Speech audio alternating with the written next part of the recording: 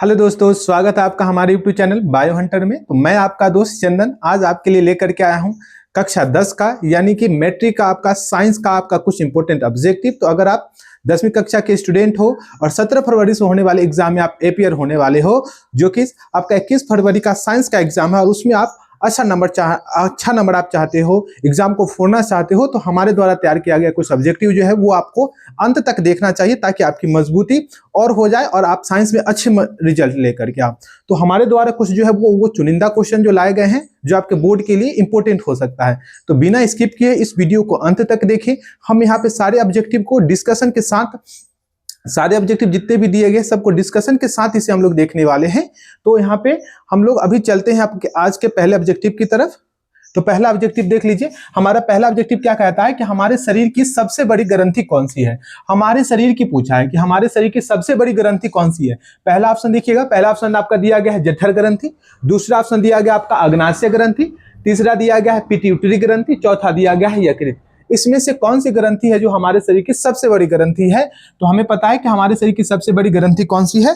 हमारे शरीर की जो सबसे बड़ी ग्रंथि है वो है आपका यकृत। तो यकृत, इसका यहाँ का आंसर क्या हो जाएगा, यकृत, जिसका वजन कितना होता है 1.5 kg होता है। अगला क्वेश्चन देखिएगा, कहता है 2 नंबर क्वेश्चन कि प्रकाश संश्लेषण के लिए आवश्यक सामग्री नहीं है, यानी कि प्रकाश संश्लेषण के लिए हमें जिनकी जरूरत नहीं पड़ रही है उन चीजों के बारे में आपसे पूछा है। प्रकाश संश्लेषण के लिए क्या आवश्यक है ये नहीं पूछा, प्रकाश संश्लेषण के लिए कौन सा आपका सामग्री जो है वो आवश्यक नहीं है वो पूछा है। तो पहला ऑप्शन देखिए क्या बोलता है। पहला ऑप्शन आपका दिया गया क्लोरोफिल, दूसरा ऑप्शन दिया गया आपका H2O, तीसरा ऑप्शन आपका दिया गया CO2 और चौथा ऑप्शन आपका दिया गया है O2। तो आपको पता है कि क्लोरोफिल, उसके बाद आपका जो वाटर हो गया, उसके बाद जो कार्बन डाइऑक्साइड हो गया, ये तो प्रकाश संश्लेषण के लिए चाहिए ही चाहिए। क्या नहीं चाहिए होगा, तो हमें नहीं चाहिए है क्या, ऑक्सीजन, यानी कि हमें ऑक्सीजन की जरूरत नहीं है प्रकाश संश्लेषण के लिए। इसलिए इसका राइट आंसर क्या हो जाएगा आपका घ नंबर ऑप्शन ऑक्सीजन यानी कि O2। अगला क्वेश्चन देखिएगा, कहता है कि जल एवं खनिज लवण के परिवहन के लिए जरूरी है, यानी कि जल और खनिज लवण के परिवहन के लिए क्या चीज की जरूरत पड़ती है। पहला ऑप्शन आपका दिया गया संयोजी उत्तक की, विभाज्य उत्तक की, संवहन उत्तक की और क और ग दोनों, यानी कि संयोजी उत्तक और आपका संवहन उत्तक दोनों की। तो यहाँ पे आप लोग देखिए, हमने थोड़ा सा क्वेश्चन को चेंज किया है। कई साल से क्वेश्चन पूछे जा रहा है कि जल और खनिज लवण के लिए, जल और खनिज लवण का परिवहन किसके द्वारा होता है, भोज्य पदार्थ का परिवहन किसके द्वारा होता है। तो हमने इसे थोड़ा सा मॉडरेट किया है जानबूझ करके, ताकि आप इसे समझ सको। ऐसे अगर एग्जाम में क्वेश्चन आए तो आप डील कर सको इसके लिए। तो ये यहाँ पे देखिएगा, जल और खनिज लवण के परिवहन के लिए जरूरी है कौन सा उत्तक जरूरी है। पहला आपका दिया संयोजी उत्तक, दूसरा आपका ऑप्शन दिया है विभाज्य उत्तक, और उसके बाद आपका दिया है संवहन उत्तक, और उसके बाद घ नंबर ऑप्शन दिया है आपका ए और ग, मतलब कि ए और ग, क और ग दोनों। तो इसका आंसर क्या हो जाएगा, इसका आंसर हो जाएगा आपका संवहन उत्तक। यानी कि जो जल और खनिज लवण के परिवहन के लिए जो हमें जाइलम उत्तक की जो जरूरत पड़ती है, वो जाइलम उत्तक क्या है, एक प्रकार का संवहन उत्तक, और फ्लोएम भी एक प्रकार का संवहन उत्तक है। तो यहाँ पे जाइलम के बजाय यहाँ पे ऑप्शन में क्या दिया गया है, संवहन उत्तक, इसलिए इसका राइट आंसर क्या है आपका संवहन उत्तक। और संवहन उत्तक का उदाहरण आपसे अगर पूछ दे तो हम क्या बोलेंगे, जाइलम तथा फ्लोएम। अगला हमारा क्वेश्चन कहता है 4 नंबर कि कनेर एवं बरगद के पेड़ से निकलने वाला उत्सर्जित दूधिया पदार्थ क्या है। यानी कि कनेर और आपका जो बरगद का पेड़ है, इनकी पत्तियों या फिर डाल वगैरह के टूटने से जो आपके जो मिल्की टाइप का जो उत्सर्जित पदार्थ वगैरह जो निकलता रहता है, वो पदार्थ को क्या बोला गया है। क्या वो रेजिन है, क्या वो गोंद है, या लैटेक्स है, या यूरिया है। इसमें से क्या है, रेजिन, गोंद, लैटेक्स और यूरिया। तो इसका राइट आंसर हो जाएगा आपका बुआ, इसका राइट आंसर हो जाएगा आपका लैटेक्स। यानी जो कनेर और बरगद के पेड़ से और कनेर के पेड़ से जो व्हाइटी आपका मिल्की व्हाइटी टाइप का जो बेकार पदार्थ या उत्सर्जित पदार्थ निकलता है, उसे क्या बोला जाता है, तो लैटेक्स बोला जाता है। अगला क्वेश्चन कहता है कि अशुद्ध रक्त हृदय के किस भाग की ओर पाए जाते हैं। यानी कि अशुद्ध रक्त जो हमारा होता है वो हृदय में है, लेकिन किस भाग की ओर है, दाएं भाग की ओर है कि बाएं भाग की ओर है। तो ऑप्शन के अनुसार से देख करके बताइएगा। पहला ऑप्शन आपका दिया है दायां ओर, बायां ओर, यानी दाईं ओर, बाईं ओर, राइट है या लेफ्ट है, केवल अलिंद और केवल निलय। तो ऐसा तो नहीं हो सकता है ना कि अशुद्ध रक्त केवल अलिंद में हो और निलय में हो, ऐसा तो नहीं हो सकता, होगा तो दोनों में होगा। तो इसका आंसर आपको चुनना है आपका दायां और बायां में आपको चुनना है किस ओर होगा। अशुद्ध रक्त के बारे में आपसे पूछा है, अशुद्ध रक्त किस ओर होता है, तो आपको पता है अशुद्ध रक्त के बारे में पूछा है, तो अशुद्ध रक्त जो होता है वो किस ओर होता है, दाईं ओर। किस ओर होता है, हृदय के दाईं ओर। हृदय के दाईं ओर जो अलिंद और निलय होगा उसमें आपका अशुद्ध रक्त जो है वो पाया जाता है। अगला हमारा क्वेश्चन, इसलिए इसका राइट आंसर क्या होगा बच्चों, इसका राइट आंसर हो जाएगा आपका 5 नंबर, यानी 5 का क हो जाएगा आंसर। अगला कहता है कि हृदय से शुद्ध रक्त का प्रवाह किससे संपूर्ण शरीर भाग के लिए निकलता है। यानी कि हृदय से जो शुद्ध रक्त जब निकलेगा, हृदय जब हमारा जब संकुचित होगा तो जो हमारे हृदय से जो शुद्ध रक्त जो निकलेगा, जो संपूर्ण शरीर को वो शुद्ध रक्त जो जाएगा वो किसके द्वारा जाएगा। पहला ऑप्शन आपका दिया है फुफ्फुस धमनी के द्वारा, दूसरा ऑप्शन आपका दिया है फुफ्फुस शिरा के द्वारा, तीसरा ऑप्शन आपका दिया है धमनी के द्वारा और चौथा ऑप्शन दिया है आपका महाधमनी के द्वारा। इसका राइट आंसर क्या है बच्चों? इसका राइट आंसर आपका हो जाएगा, इसका राइट आंसर हो जाएगा आपका महाधमनी के द्वारा। यानी कि जो सबसे बड़ी धमनी होती है ना, सबसे चौड़ी धमनी जो होती है, यही तो होती है जो हृदय से आपका निकलती है और वो संपूर्ण शरीर के संपूर्ण भाग में उसके द्वारा जो है वो आपका रक्त का परिवहन, शुद्ध रक्त का परिवहन होता है। तो इसका राइट आंसर क्या हो जाएगा? इसका राइट आंसर आपका हो जाएगा महाधमनी। इसका राइट आंसर क्या हो जाएगा बच्चों? महाधमनी। अगला हमारा क्वेश्चन कहता है कि श्वास नली की लंबाई कितनी होती है। श्वास नली की, ट्रैकिया की लंबाई पूछा है कि मानव में ट्रैकिया की लंबाई कितनी होती है। पहला ऑप्शन आपका दिया गया 8 से 10 मीटर, दूसरा ऑप्शन दिया गया आपका 10 से 12 सेंटीमीटर, तीसरा ऑप्शन आपका कहता है 8 से 10 सेंटीमीटर और चौथा ऑप्शन आपका कहता है 10 से 12 सेंटीमीटर। तो इसमें से क्या होगा? इसमें से आपका आंसर चला जाएगा आपका 10 से 12 सेंटीमीटर। 8 से 10 मीटर जो होती है वो हमारी पाचन तंत्र के जो पाचन नली की जो लंबाई होती है, आहार नाल की जो लंबाई होती है वो आपका 8 से 10 मीटर वाली पॉइंट है, तो वो वहां से दिया गया। इसका राइट आंसर यहां से आपका क्या होगा? श्वास नली की लंबाई आपका 10 से 12 सेंटीमीटर होती है, तो इसलिए राइट आंसर हमारा हो जाएगा 7 का आंसर 2 नंबर, यानी कि 10 से 12 सेंटीमीटर। अगला कहता है कि उच्छ्वास के द्वारा कौन सा गैस मुक्त होता है। एक होता है प्रश्वास और एक होता है उच्छ्वास, दोनों को मिला करके कहते हैं श्वासोच्छ्वास। तो जब प्रश्वास होता है तो हम लोग बाहरी वातावरण से गैसों को ग्रहण करते हैं, लेकिन जब उच्छ्वास होता है तो हम बाहरी वातावरण में गैसों को क्या करते हैं? छोड़ते हैं। तो कौन सा गैस को हम लोग छोड़ते हैं? सामान्यतः कौन सा गैस को हम लोग छोड़ते हैं? तो हम यहाँ पे देखिएगा, उसका ऑप्शन होगा आपका, पहला ऑप्शन आपका दिया है कार्बन डाइऑक्साइड, दूसरा ऑप्शन दिया आपका O2, तीसरा ऑप्शन आपका दिया है N2 और चौथा ऑप्शन दिया गया है आपका कार्बन डाइऑक्साइड तथा O2, यानी कि ऑक्सीजन तथा कार्बन डाइऑक्साइड दोनों। तो इसमें मुख्यतः जो श्वास क्रिया के दौरान जो हम लोग गैस का जो निष्कासन करते हैं वो कौन सा गैस होता है? वो गैस होता है आपका कार्बन डाइऑक्साइड। अगला हमारा क्वेश्चन कहता है कि भोजन का पाचन किस प्रकार की अभिक्रिया है। जो भोजन का जो पाचन होता है, जहां पे आपका भोजन पाचन के पश्चात आपका जो ग्लूकोज है वो ऑक्सीजन की उपस्थिति में टूट करके हमें एनर्जी दे रहा है, वो किस प्रकार की अभिक्रिया है? संयोजन अभिक्रिया है, विस्थापन अभिक्रिया है, उपचयन अभिक्रिया है या फिर अपचयन अभिक्रिया? इसमें से क्या आंसर होगा? इसका आंसर हो जाएगा आपका बच्चों, इसका आंसर हो जाएगा आपका उपचयन अभिक्रिया। इसका आंसर राइट आंसर क्या हो जाएगा? उपचयन अभिक्रिया। ये कई बार आपको 2015-16 की कड़ी में इससे क्वेश्चन कई बार आए हैं, तो इस क्वेश्चन को आपको थोड़ा सा ध्यान में रखना है कि जो पाचन है वो एक प्रकार की उपचयन अभिक्रिया है जिसमें ऑक्सीजन की आवश्यकता होती है और इसमें जो भोज्य पदार्थ या फिर जो ग्लूकोज होता है वो टूट करके हमें एनर्जी देता है, इसलिए यह अभिक्रिया क्या है? आपका उपचयन अभिक्रिया है। अगला क्वेश्चन कहता है कि अंडाशय से अंडाणु मोचित होने की क्रिया को क्या कहा जाता है। यानी कि जब अंडाशय से जब अंडाणु मोचित होगा, यानी अंडाणु जब निकलेगा, अंडाशय से अंडाणु यानी मादा युग्मक जब निकलता है, तो इस क्रिया को क्या कहा जाता है?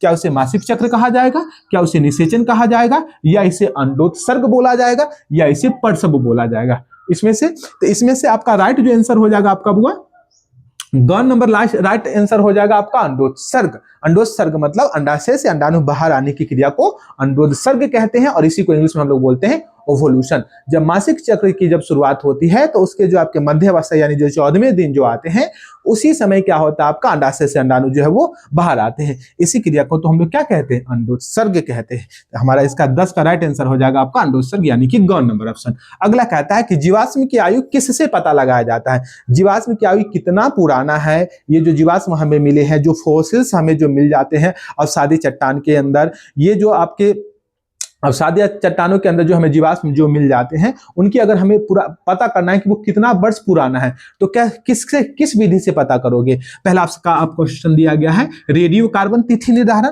दूसरा तिथि या फिर समय, या कहीं कहीं पे तो काल कह देगा। रेडियो कार्बन काल निर्धारण, कहीं पे तिथि निर्धारण, कहीं पे समय निर्धारण कर देगा। तो रेडियो कार्बन तिथि या समय या फिर आपका काल निर्धारण। दूसरा ऑप्शन आपको दिया एस्फिग्मोमैनोमीटर, तीसरा ऑप्शन आपका दिया गया पीएच स्केल और चौथा ऑप्शन आपका दिया गया स्टेथोस्कोप। आपको इसमें से बताना है कि किसकी मदद से आप लोग क्या करते हो? जीवाश्म की आयु का पता लगाते हो। तो बच्चों इसका राइट आंसर हो जाएगा आपका रेडियो कार्बन तिथि निर्धारण या काल निर्धारण। ऑप्शन नंबर ए जो है वो हमारा राइट आंसर हो जाएगा। अगला हमारा क्वेश्चन कहता है बच्चों कि निम्न में से कौन नर पुष्प जनन भाग है। निम्न में से कौन नर पुष्प जनन भाग है।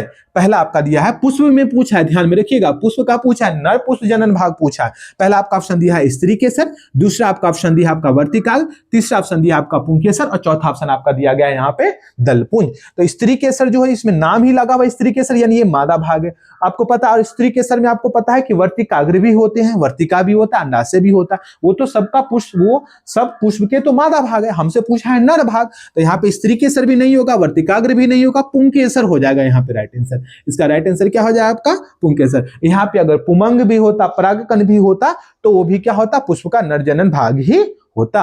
अगला कहता है कि पौधे में नियंत्रण किसके द्वारा होता है, पौधे में नियंत्रण किसके द्वारा होता है। पहला आपका ऑप्शन दिया है एबीए, जिसको आप लोग एब्सिसिक अम्ल या एब्सिसिक एसिड कहोगे, दूसरा कहता है एथिलीन, उसके बाद कहता है कि साइटोकाइनिन, और घ नंबर ऑप्शन कहता है सभी। तो आपको पता है कि पौधे में नियंत्रण और समन्वय की क्रिया तो हार्मोन के द्वारा होता है, तो हमने यहाँ पे क्वेश्चन के ऑप्शन को क्या मॉडरेट कर दिया, हमने पादप हार्मोन के ऑप्शन ही डाल दिए। तो इसमें इसका राइट आंसर हमारा हो जाएगा आपका सभी, क्योंकि सभी तो आपका पादप हार्मोन है और पौधे में नियंत्रण और समन्वय की क्रिया तो पादप हार्मोन के ही द्वारा होता है। तो हमने सारे ऑप्शन को थोड़े से मॉडरेट करके बनाए हैं। अगला हमारा क्वेश्चन कहता है कि अंडाशय से स्रावित हार्मोन कौन है। अंडाशय से मुख्यतः या सामान्यतः जो हार्मोन स्रावित होता है वो कौन सा है, एलएच और एफएसएच। दूसरा ऑप्शन आपका ऑप्शन दिया गया एंड्रोजन, तीसरा ऑप्शन आपका दिया है आपका प्रोजेस्टेरॉन और चौथा ऑप्शन कहता है इनमें से सभी। और इसमें से आपको एक ही ऑप्शन चुनना है, तो आपको बताना एलएच, ये एलएच नहीं होगा क्योंकि एलएच जो होता है वो पिट्यूटरी ग्रंथि से स्रावित होता है। उसके बाद आपका एंड्रोजन, ये पुरुषों के वृषण से स्रावित होता है। उसके बाद प्रोजेस्टेरॉन, ये आपका हमारे जो स्त्री, जो मानव जाति में जो स्त्री जाति होती है उनके अंडाशय से पित्त पिंड या कॉर्पस ल्यूटियम के द्वारा स्रावित होता है। तो इसलिए हमारा जो राइट आंसर हो जाएगा बच्चों, हमारा राइट आंसर हो जाएगा आपका ग नंबर ऑप्शन हो जाएगा प्रोजेस्टेरॉन, जो गर्भाशय को सगर्भता को बनाए रखने में, इंडोमेट्रियम को थिक करने में, मोटा करने में रोल निभाता है।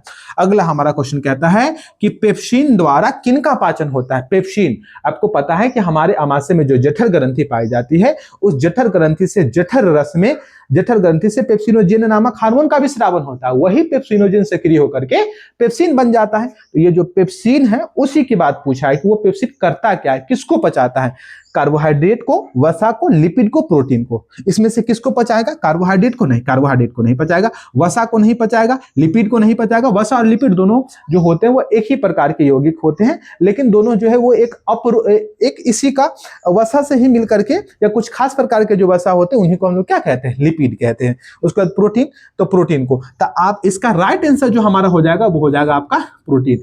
एक बात याद रखिएगा, अगर ऐसे ऑब्जेक्टिव आपको कंफ्यूज कर रहा है तो ध्यान में रखिएगा, प से पेप्सिन, अब प से प्रोटीन, अब प से पेट, पेट से जो जठर ग्रंथि जो निकलता है उससे जो आपका पेप्सिन का जो स्रावन होता है, जठर ग्रंथि से जो पेप्सिन का जो स्रावन हो रहा है वो पेप्सिन प्रोटीन को पचाएगा। कहां पचाएगा, पेट में पचाएगा।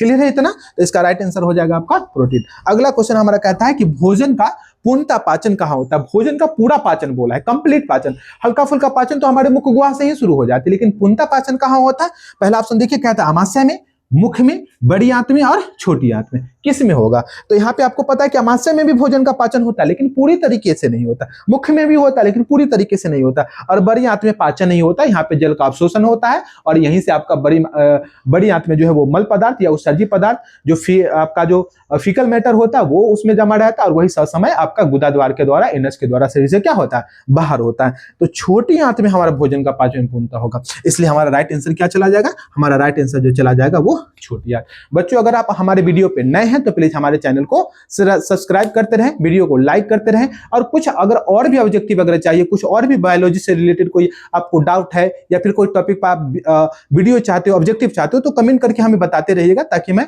आपको आपके लिए वो ऑब्जेक्टिव और वो जो टॉपिक है उससे मैं कुछ ऑब्जेक्टिव और उस टॉपिक के बारे में हम आपको बताते रहें। अभी और ऑब्जेक्टिव बचे हुए हैं तो प्लीज आप ही बने रहें। इसमें टोटल 23 ऑब्जेक्टिव है तो हम सब डिस्कस करेंगे। अभी तक हमने कितने डिस्कस किए हैं, टोटल 16।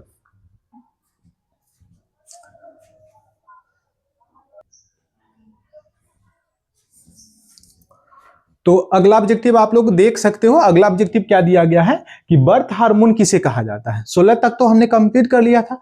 17 नंबर ऑब्जेक्टिव कहता है कि बर्थ हार्मोन किसे कहा जाता है। बर्थ हार्मोन की बात करें तो बर्थ हार्मोन का मतलब है कि जो चाइल्ड बर्थ में बच्चों के जन्म होने में मदद करने वाले हार्मोन के बारे में पूछ रहा है, उसी को हम लोग बर्थ हार्मोन कहते हैं। तो इसमें से कौन है? एंड्रोजन है, प्रोजेस्टेरोन है, ऑक्सीटोसिन है।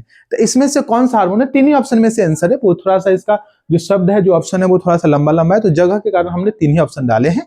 तो पहला ऑप्शन आपका एंड्रोजन है, प्रोजेस्टेरोन है, ऑक्सीटोसिन है। तो इसका सही आंसर क्या हो जाएगा? इसका सही आंसर हो जाएगा आपका ऑक्सीटोसिन। इसी को क्यों बोला गया? ऑक्सीटोसिन को ही बर्थ हार्मोन क्यों बोला गया? क्योंकि जब इसका स्रावन जब होता है, ऑक्सीटोसिन का जब स्रावन होता है, तो गर्भाशय यानी कि बच्चादानी जिसको हम लोग कहते हैं, उसकी दीवारों में जोरदार संकुचन यानी कि खिंचाव आता है, जिस वजह से क्या होता है कि गर्भाशय की दीवारों में संकुचन होने से, सिकुड़न होने से उसमें उसके अंदर जो बेबी का जो डेवलपमेंट हो रहा था, जो बेबी उसके अंदर जो है उस पर प्रेशर बनेगा और बेबी क्या हो जाएगा? शरीर से बाहर हो जाएगा। तो बच्चों को बर्थ होने में, जन्म होने में मदद किया ना, इसलिए इस हार्मोन को हम लोग क्या बोलते हैं? ऑक्सीटोसिन, बर्थ हार्मोन बोलते हैं। और कौन सा ये काम कौन से हार्मोन के द्वारा ये काम कंट्रोल होता है? तो हम बोलेंगे ऑक्सीटोसिन हार्मोन के द्वारा ये जो काम है, ये जो प्रसव वाली जो प्रक्रिया है या बर्थ वाली जो प्रक्रिया है, वो पूरा होता है, इसलिए हम ऑक्सीटोसिन को बर्थ हार्मोन कहते हैं। अगला हमारा क्वेश्चन कहता है कि नॉर एड्रिनालिन हार्मोन का स्राव कहां से होता है? नॉर एड्रिनालिन और नॉर एड्रिनालिन दोनों जो है वो हमारे वृक्क के ऊपर जो एड्रिनल ग्रंथि पाई जाती है, उस एड्रिनल ग्रंथि से आपका मेडुला वाले भाग से हार्मोन का स्रावन होता है, नॉर एड्रिनालिन। तो इसका राइट आंसर आप बच्चों बताइएगा क्या है? पिट्यूटरी ग्रंथि है, लाल ग्रंथि, एड्रिनल ग्रंथि और वृक्क है। इसका राइट आंसर क्या हो जाएगा? इसका राइट आंसर हो जाएगा एड्रिनल ग्रंथि। एड्रिनल ग्रंथि के मेडुला वाले भाग से आपका नॉर एड्रिनालिन और एड्रिनालिन हार्मोन का स्रावन होता है, जो ब्लड प्रेशर को बनाने में या आपका जो रक्त की जो नली होती है उसको संकुचित करता है, ताकि आपका ब्लड का जो प्रेशर है वो रक्त की नली में, धमनी में तेजी से हो सके। तो इसका राइट आंसर क्या होगा आपका? एड्रिनल ग्रंथि से। ठीक है। अगला हमारा क्वेश्चन कहता है कि ग्लाइकोलाइसिस में कौन सा यौगिक टूटता है? ग्लाइकोलाइसिस का मतलब है किसी चीज का टूटना। किसका टूटना? वसा का टूटना, ग्लिसरॉल का टूटना, ग्लूकोज का टूटना या प्रोटीन का टूटना। यानी कि आपसे ये जानना चाहता है कि ग्लाइकोलाइसिस में कौन सी चीजें टूटती हैं। क्या वो वसा टूटता है या ग्लिसरॉल टूटता है या ग्लूकोज टूटता है? तो इसका राइट आंसर हो जाएगा बच्चों, इसका राइट आंसर हो जाएगा आपका ग्लूकोज। यानी कि ग्लूकोज का पायरुवेट में टूटना क्या कहलाता है? ग्लाइकोलाइसिस कहलाता है। इसे हमने थोड़ा सा चेंज करके बनाया है ना। अब सीधा सीधा तो आप लोग पढ़े ही होंगे, हमने इसको थोड़ा सा मॉडरेट करके बना दिया। तो हम लोग क्या बोलेंगे कि ग्लूकोज का पायरुवेट में टूटना क्या है? आपका ग्लाइकोलाइसिस है। अगला क्वेश्चन कहता है 20 नंबर कि किण्वन के लिए सही विकल्प कौन सा है? किण्वन जो क्रिया होती है उनके लिए सही विकल्प क्या है? इसमें से देखिएगा, पहला ऑप्शन आपका कहता है कि carbon dioxide plus ATP plus में जल, ये होगा क्या? दूसरा ऑप्शन आपका कहता है लैक्टिक अम्ल प्लस कार्बन डाइऑक्साइड। तीसरा ऑप्शन कहता है इथेनॉल प्लस कार्बन डाइऑक्साइड। चौथा ऑप्शन आपका कहता है आपका glucose plus oxygen, glucose plus oxygen. तो यहाँ पे ये ग्लूकोज का सूत्र लिखा हुआ है, तो आपको बताना कि किण्वन के लिए सही विकल्प कौन सा है, सही समीकरण इसमें से क्या होगा। तो आपको पता है कि जब किण्वन क्रिया जब होती है तो उसमें क्या बनता है? इथेनॉल प्लस कार्बन डाइऑक्साइड बनते, इसलिए हमारा राइट आंसर क्या बन जाएगा? हमारा राइट आंसर हो जाएगा आपका ग नंबर ऑप्शन हमारा सही हो जाएगा, इथेनॉल एवं कार्बन डाइऑक्साइड।